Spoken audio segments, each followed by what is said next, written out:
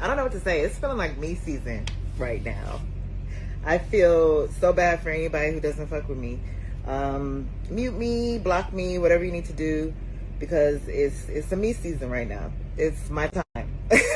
Hello there, my name is Kaylani. Welcome to Lonnie's Lane. This is actually my second channel. I just hit 100,000 subscribers on my main channel. Whoa, like, okay. Y'all are really fucking with me. Like, that's crazy to think about. But I wanted to do a Q&A, a little get to know me, because I talk about a lot of really deep topics and you guys listen to me for whatever reasons. I feel like I show my personality a lot in my videos, but I also want to just go a little deeper and answer whatever questions you have about this random person that you listen to on the internet. So that is the plan for today. I asked you guys to ask me questions on my community post, and then I also made a post on Instagram. I got a lot of similar questions, so I kind of just grouped them up by category. So I'm going to reference them now. I have my laptop here. I was like, I don't know if I want to have it in the frame, but I have like cute laptop stickers, so I posted earlier this year that I graduated from university. So a couple people asked what I majored in college. I majored in marketing and I had a minor in Korean. I was at McCombs, which is one of the top business schools in the country, in their honors program. I'll be honest with you. I will be honest with you. Every time I started a new semester, I wanted to quit up until the last semester. The very last semester, I was like, yeah, I've gone through this program for the past 4 years and done all of it. I could still quit, like sunk cost fallacy. What is there? So that just goes to show you how much I'm gelled with business and the business school. But I cannot lie and say that getting an education in marketing hasn't helped me in my career so far on YouTube. It definitely has, but I cannot say that it was a pleasant experience. It's only been about 4 months. Don't miss it whatsoever. Don't miss it whatsoever. I'm actually in Austin and I went to the UT campus yesterday. I had to use the bathroom. Literally the only reason I would go there. But, you know, huck 'em horns. So what do I plan on doing with my degree in marketing? You're seeing it. You're watching it right now. I have no specific plans. I was like, okay, I'll do YouTube. And luckily that factored in. I kind of felt like I got stuck in the business program because I did get a scholarship there, and that's a whole other story. They kind of bamboozled me with their info sessions. They had a queer person and a black woman get up there and advocate for how diverse and cool the business school is, and that they even have drag queens come and do lectures. When I tell you I stepped into that business school and it wasn't giving that. I was bamboozled. That's the only way they got my ass in there, but that's neither here nor there. So as far as my marketing degree, I have no specific plans on using it. I am doing YouTube full time and it definitely helps there, but maybe if I want to do like some freelance work, it'll come in handy. But for now, I don't have any specific plans to use it. I remember my freshman year, I took a class on entrepreneurial leadership and they had a bunch of guest speakers and lecturers come to talk to us. And something that stood out to me was that absolutely none of the people that came to talk to us worked in the field that they got their undergrad degree in. And I thought that was so interesting. And it let me know that like whatever I'm pursuing for undergrad is not going to be the defining thing for the rest of my career. So it kind of put me at ease. So really, I just was trying to get a degree, and that kind of factors into why I'm doing YouTube full time and why you're seeing me right now. But I'll get to that with the other questions. I feel like it all builds. Why did I start YouTube in college? Like I said, I felt bamboozled going into the business school. From the minute I stepped into the business school and saw the culture of the other students and just knew I didn't mesh very well, like the culture just was not for me. I knew if this was just a taste, like we're not even in the workforce yet. This is just a taste. This is supposed to be the fun learning part of it. I just would not be able to survive a corporate career. And I knew that about myself very early on, despite thinking in high school that like, yeah, business really suits my personality. If only she knew. If only Kaylani knew at that point. I just know if what my experience was that first semester was a taste of what my future would look like, I wanted no parts. I wanted absolutely no parts. And I also knew that I really value my freedom and I'm very deliberate. So the idea of going into an office job or a corporate job, just me going and doing something that I didn't believe in or I didn't fully feel purposeful in would feel like such a waste, and I would feel myself wither away. I'm being so dramatic, truly. But I just knew I wouldn't be able to do that, and I really value my freedom and I need to feel like what I'm doing matters. But I also just really love entrepreneurship. I love to just try different things. I was talking to my mom about it the other day, and when I was like a little kid, this is so indicative of the time period, but I love like the duct tape crafts, and so I would just make those. I started selling them to my friends, and then when I got to college after the pandemic, I started crocheting again, and so I was like, oh, this is really fun, and I found a way to like sell my crochet projects and make a little small business from that. And then I wanted to, you know, create a community, so I started a student organization where we just crocheted for charity. And then I started Lonnie's Lens because I've always been a fan of YouTube and YouTube commentary, and I was like, this could be something cool. I know people make careers off of it. I know people do some really meaningful work, and so it kind of just seemed like a way to combine all my interests and just to try something different. I always love to try things out just to see if I can do it, and usually I can. So there's just so many reasons that led me to YouTube, and just I think the biggest one was just seeing if I could do it because I've watched YouTube for so long. I've looked up to so many different creators, and I was like, what what makes me different from them? I feel like I have something to say. Maybe people would value what I have to say in the way I valued these creators for years, and it worked out. So some people wanted to know about life after college, and it's so good. I don't know a way to say that. It's like just so much better. I was thinking about it the other day. I have been a student my entire life. This is the first time in my life that being a student is not a defining characteristic of my identity, and that is so freeing. For one, I thought it would be a little depressing because I've always, fell into these ruts where I feel like if I'm not doing something, if I'm not making something, if I'm not a student, if I'm not doing it, then what is my purpose? But I feel like now that I don't have that pressure, or I don't put that pressure on myself, because there is just nothing holding me. Like, I don't have to report to a professor. I don't have to go to class. Like, there's nothing. I'm not in a big system. I'm just living my life, and it's been so freeing. I also struggled because I talked about it a little bit, but like undergrad was so uninspiring to me. I didn't really go into college being like, I want to learn. That was not the point. I went in wanting to get a degree because I did well in school my entire life. What's next? More school, and that will define your future. And so going into college, I was just like, let me do the thing that will give me stability that I think suits my personality. And then figuring out that was not the case really kind of shook me. But my scholarship was tied to being in the business program and being in the honors program, so I stayed. That also just contributed to the fact that I felt like I was just here for a degree and just for the status symbol. Being away from that and feeling like, okay, I did that. Now what? I get to just define who I am and what I do. And I'm in a really privileged position where I can just live with my parents and not have to worry about moving out anytime soon. Just saving up, figuring out what my next step is, and being really deliberate about that, because people talk about, oh, it's so crazy that at 18 years old you have to decide what your future is going to look like, what you're going to major in college, and all these things. And I still think it is crazy that my senior year, I'm talking to so many people and we're just finishing like this big milestone, and everybody's so rushing or moving so quickly to the next step, which is getting a job, going to grad school. And I really just want to sit with myself and figure out what it is that I actually want to do next, because I've never not been a student. I don't know what that's like. I don't have to go into the workforce so in like the traditional sense so soon. So I think that gives me a little bit of freedom to really figure out. I don't want to just do what I did when I was 18 years old and just like, oh, I think this makes sense. I want to actually feel more purposeful and intentional with what I'm doing. With all that being said, I do want to go to school again. Oh, I know. I do want to go to school again. The main thing that's keeping me away from it is the idea that like there's that stereotype, which is funny if you watch my last video on the main channel, but the stereotype of Black women, when we're bored, we just go and get degrees.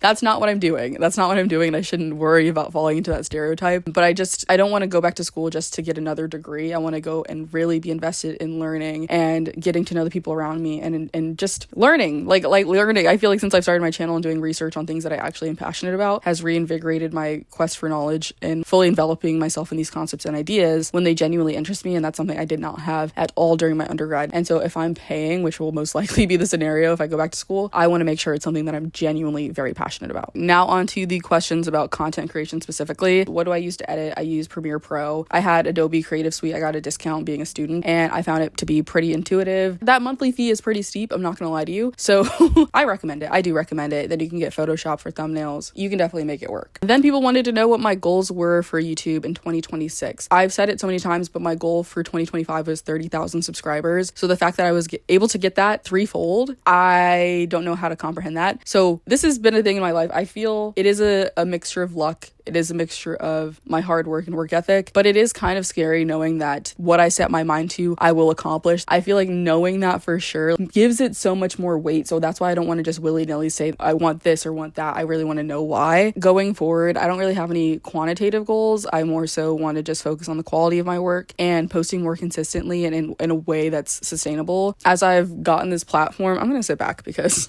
as I've gotten this platform, I feel like it's given me a sense of responsibility because it's like I do have influence and a lot of eyes on me. And so that just has made me want to sit back and be like, okay, what is my philosophy when it comes to content creation? And I people say it's video essays. I don't even know if I would consider my videos to be video essays. They kind of resemble them, but they're not. I don't want my videos to be seen as academic work or anything. It's mostly just entertainment that I think makes people reflect and actually think about important topics. So I'd say it's more commentary, but I want to make sure that I'm not feeding into this culture on the internet internet where it's just like mean-spirited, tear you down, blah, blah, blah. Like, I'll be blunt and I'll give my honest opinion. And I think sometimes that can be misconstrued as me just being like a hater. In reality, I'm just making the observations, you know what I mean? And so I will always want to make sure I'm connecting it to the bigger picture. That's why I never focus on one singular celebrity, one singular influencer. I connect it to like a broader pattern. If I only have enough content to talk about one person, it's not worth it in my opinion. It needs to be a pattern. And then also just making sure that I'm always tying it back to the person watching my videos because they're going to get the most out of this. And so I want to ask important questions. My friend Anna and I were talking about this and I was just like, I feel silly. I feel silly getting up and saying like, oh, this is the solution. But my friend Anna said the best thing you can do is just ask good questions. So that's something I want to do, is make sure I'm being really thoughtful and intentional and trying to get people to reflect, because I think that's a really powerful tool that with the way our society is set up, we don't have time to sit and reflect, and being intentional about doing so is so powerful. That was more of a philosophical tangent, but a more specific goal that I want to accomplish for 2026 is to really grow the second channel. I want to do more casual videos where I just talk about film, TV, books, and things that I just love. I love pop culture. I love consuming art. And so I want to talk about those in a more casual way. Almost everything you see on my main channel is scripted. I script the hell out of those videos and I love them, but they are a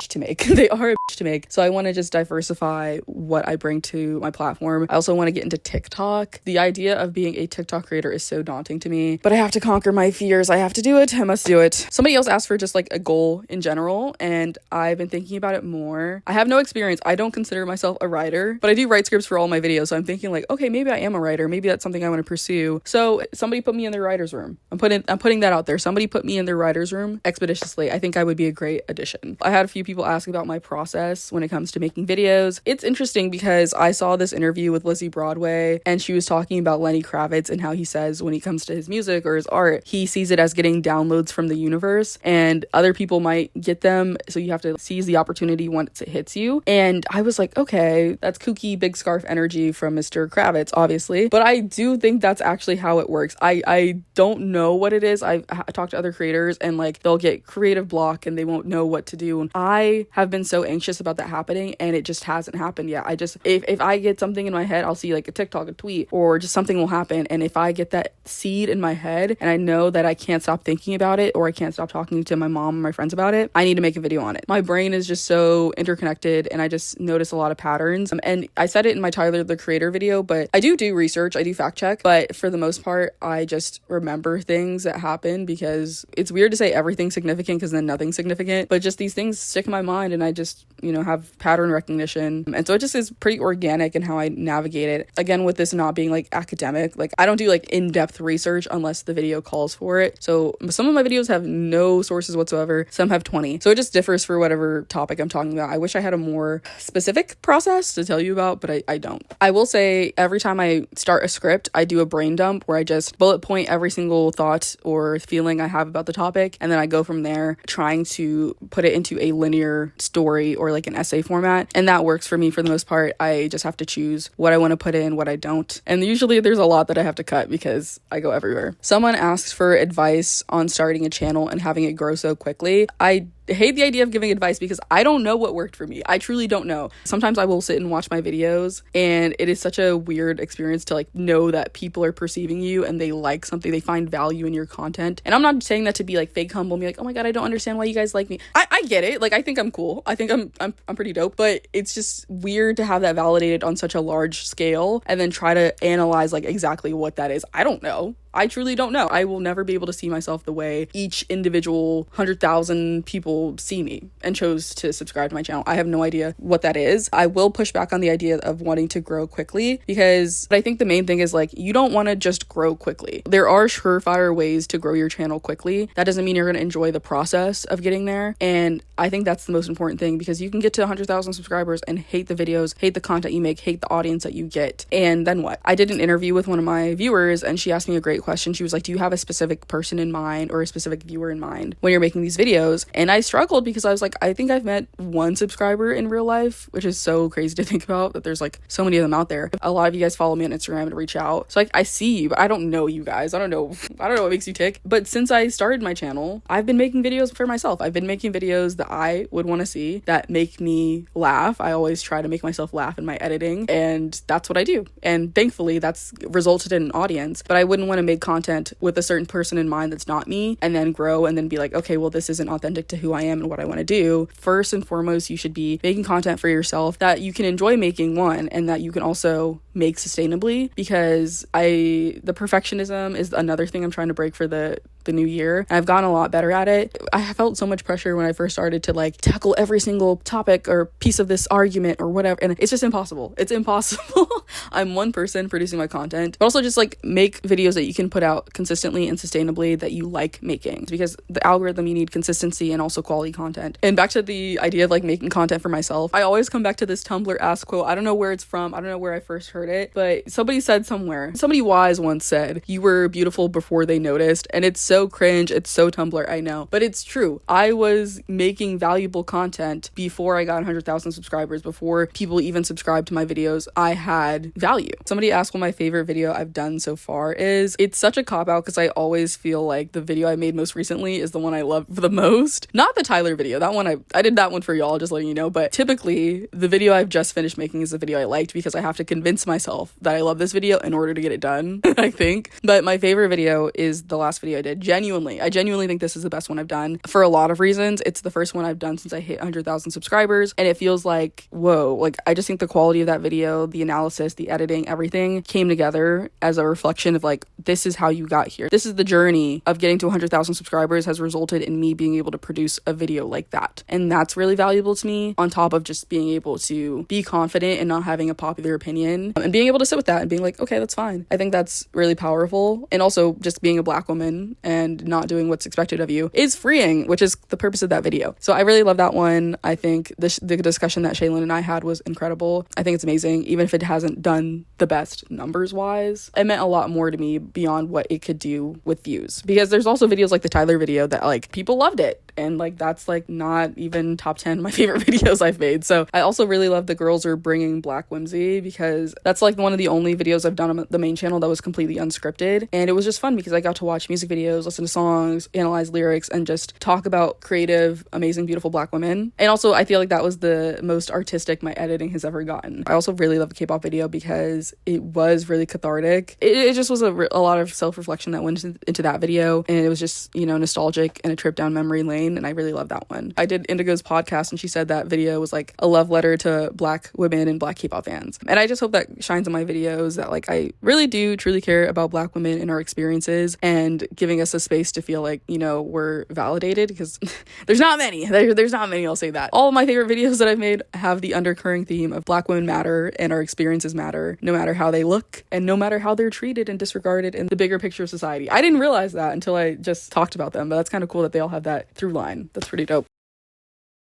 People wanted to know about my inspirations, my influences, and just people I look up to generally. When it comes to content creation, off of the top of my head, I will add other channels if I think about them later. Allura Nadi, Yara Zaid, T Noir, Kenny JD, As Told by Kenya. So Black women. Black women are my inspiration in this life and with my content creation. And it's so funny because I do love YouTube. I've been watching YouTube for I don't even know how long, but it's so funny to see like the evolution of what YouTube started as and what I went to YouTube for to what it is today. I was an O2L girl. I was a Janoskian fan. Like I loved like these teenage boys doing the stupidest shit imaginable. And then as I've gotten older and matured, I just love to hear Black women speak and also just give me more perspective on the world and ways to just navigate the world. And so just seeing like that trajectory and seeing that, yeah, YouTube has so much to offer. It's such a diverse and expansive platform. I'm glazing YouTube a lot and they still haven't given me my plaque, but it's whatever. But yeah, it's just like so cool to see how a lot of these women have shaped my approach to the world and my approach to art and creation. People I look up to beyond YouTube, Audre Lorde. It feels crazy because I just started reading her work this year, but my God, it's so powerful because, you know, with a lot of these YouTube creators, like, they're still here, thankfully, thank God, thriving and making amazing content. But with somebody like Audre Lorde, who is no longer with us, for her experience to mirror mine in so many ways is so mind-boggling. And I always say, like, you know, I've never had an original thought, and I used to think that was funny, but it is really comforting to know that someone else has gone through these experiences, and that as human beings, we're all just kind of, you know, going in circles, experiencing the same things, doing the same things at different times. But the way she's able to articulate that in a way that's so impactful and poignant, but also beautiful, I don't even know if I'm doing it justice. Like, just the way she perceived the world and the way she's able to synthesize her ideas and connect them, it's just so inspiring. This is one that just popped in my head, but Phoebe Waller-Bridge, Fleabag is one of my favorite shows of all time. I saw the recording of the One Woman Show that inspired the show earlier this year. I just aspire to be as witty and observant and have such a deep affection and appreciation for the idiosyncrasies that come with human beings that she does. I didn't have that on my script, but that just reminded me of Audre Lorde. So people that are able to just really have such a care for the world and really perceive everything about the world. It's that Lady Bird quote, don't you think they're one and the same, love and attention? I think a lot of people go through the world with like blinders on and they don't pay attention because it's not that deep or it doesn't matter, and everything matters. So I look up to people who lean into that sensitivity and that care. And then Pamela Anderson, this is a random one, but I read her memoir earlier this year, and she's just such a lovely lady. She inspired me to do my manifestations and my affirmations daily, of it just being like, I'm provided for, I'm safe, and not taking it so seriously. Like, she's such an icon. She's an actual icon, and I just respect her approach to life. Someone asked for artists that deserve more recognition or just song recommendations in general. So I have made a playlist with all of the underrated artists or just artists that I love that I'll be putting down below. But I want to advocate for people to go to shows, go to live shows, get there early enough. You don't have to get there and be barricaded. I've never gotten barricade at a show, but get there early enough to where you can see the opener and also have a good spot. And don't be afraid to go to concerts alone. I love going to concerts alone. I love going to movies alone, and just being able to focus on the art. Like, it's great to have friends and have companionship, but it's not a necessity. And sometimes I think it does hinder the experience of just connecting with the experience because you're just, you know, but just go do that. Go see the openers. Hello. It is a few days later. I was in an Airbnb when I was filming that. I ran out of camera storage. I had a concert to go to, and I talked too much, but I have a few more questions that I wanted to answer. So we're going to get into that. But I think it's actually a good thing that I delayed this and I had to film again, because look what I got. I'm officially official, guys. Let's get into it. Let's get into this plaque. It's a little smaller than I expected, but I don't know. People were shitting on the quality. It's not that bad. It's kind of cute. It's kind of cute. So you'll be seeing this in my background on my main channel, but that's so, I just wanted to share that. But back to the question. So I just made a list of all the concerts I've been to recently and the openers and the main acts who I think are underrated. So first we have Q and Baby Rose. I saw them, I think 2023 in Dallas. I love Q. I think Q is so underrated. Like, he has a good following, but for the level of artistry and his discography, I feel like he should be so much more well known. Baby Rose, such a distinct, incredible voice. Their opener was Mommy, and I had no idea who she was. She did a cover of Cool Cat by Queen. That song is an all-time favorite because of her cover. She performed Nonchalant. I still think about that performance to this day. Nonchalant is one of my favorite songs of all time. I'm obsessed with her. Next, we have Fly and a Boss. Was actually saw at the same venue. Love Fly and a Boss so much. They're so talented, amazing performers. They just embody whimsy. I talked about them in one of my videos, but they embody whimsy. They're taking it. I don't know what else to say. They're taking it. Their opener was OGK Baby, who's like a DJ, and she was amazing. But they also had Josh Levi, who I kind of knew. I think I kind of knew because he's in Four Town. He's one of the voice actors for Four Town, but he's so good. He's so good. He's so great. And then most recently, I've seen JVB. I've talked about JVB in another video. I really love Hyper Youth, their most recent album. So good. And then their opener, AG Club. Shout out AG Club. I low-key need merch. Their merch is so cute. But one of the best opening acts I think I've ever seen. Like, just so much energy. So good. I experienced my first mosh pit because of them. I was off to the side, but I witnessed my first mosh pit because of them. Such a great show. And I think they're coming out with new music soon, so I'm excited for that. And then Infinity Song. When I was last filming, I was actually all dressed up because I was going to see Infinity Song. I've since seen them, and they were so good. So good. Just incredible. Perfect live vocals. Israel's guitar solo, I'm still thinking about it. Still there. Still need that. Hashtag need that. Ryan Beatty. I've also seen him in concert, but that was like so long ago. One of the best albums of the year last year with Calico. Just incredible live. Incredible artist. So underrated. I've been there since Brockhampton. Love him down. They also asked for like painters and artists, and I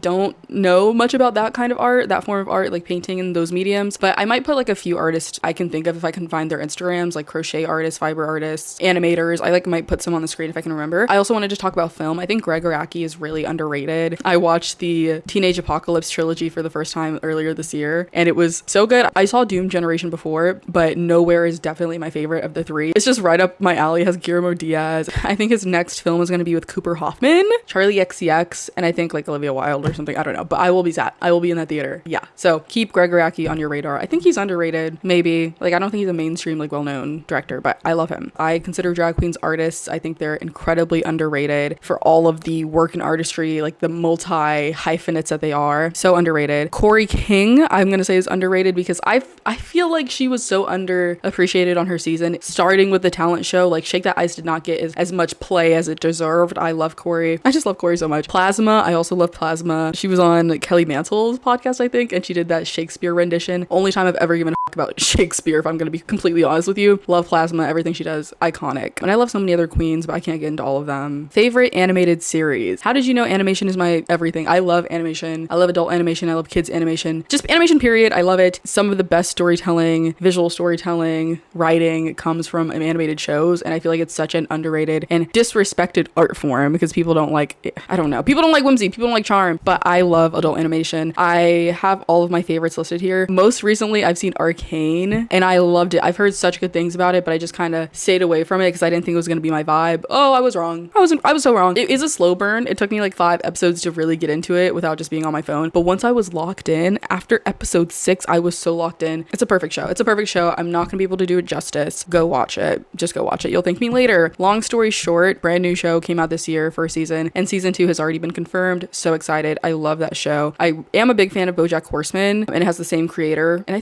think he might have produced Tuca and Birdie. I'm not sure. But Tuca and Birdie is my favorite animated show of all time. But Long Story Short is a close second, and then I like BoJack Horseman. Next, we have a classic with the Boondocks. Come on. I love the Boondocks. I love Rick and Morty. It's a really bad habit that I'm trying to break, but when I'm trying to go to sleep, I'll just put the Boondocks or Rick and Morty in the background because it just is comforting. This is America. My president's black and my Lambo's blue. That's been on my mind for a hot minute. Those are all adult animated shows, but I love kids animation as well. If it's not obvious, I am a Steven Universe lover. I wasn't ever into Adventure Time. Like, I feel like it was too late for me to get into it, but Steven Universe came out at a pivotal time in my development, and it's a musical. It's gay. Come on! Altered my brain chemistry for the better. Over the Garden Wall, iconic. I need to do a rewatch because it's still technically November. She-Ra and the Princesses of Power. Love that one. I think I'm blanking on one. I just had one pop in my head. Craig of the Creek and Jessica's Big Little World, because black kids in animation. It's so good. It's so good. I had like one of the worst depression episodes of my entire life like 2 summers ago, and the only thing that was able to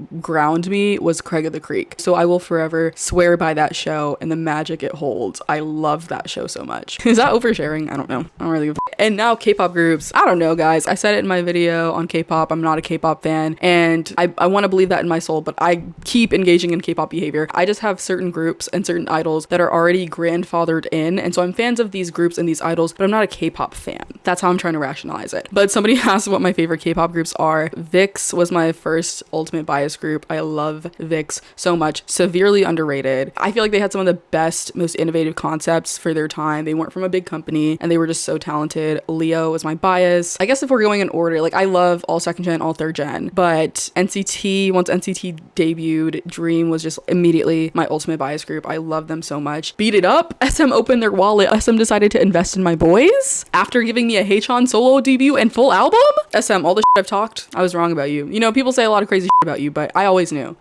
Lying ass. Anyways, I've just been so happy to see them finally invest in Dream with a quality music video. The album, it's a different story, but neither here nor there. NCTU, all the members that have had a solo debut so far, 10. I just saw Stunner for the first time. I don't know how I missed it. Who was gonna tell me about Stunner? Who was gonna tell me about that? Because they laced that song, that music video, 10's entire presence, they laced that with crack. Okay, and it's concerning because Smoke, I also missed it because I was in my anti-K-pop phase. Smoke by Jaehyun, also on repeat. Okay, SM, I see you investing in these solo projects. But with that, back to Dream, I need Jisung and Jaemin to have a solo debut ASAP.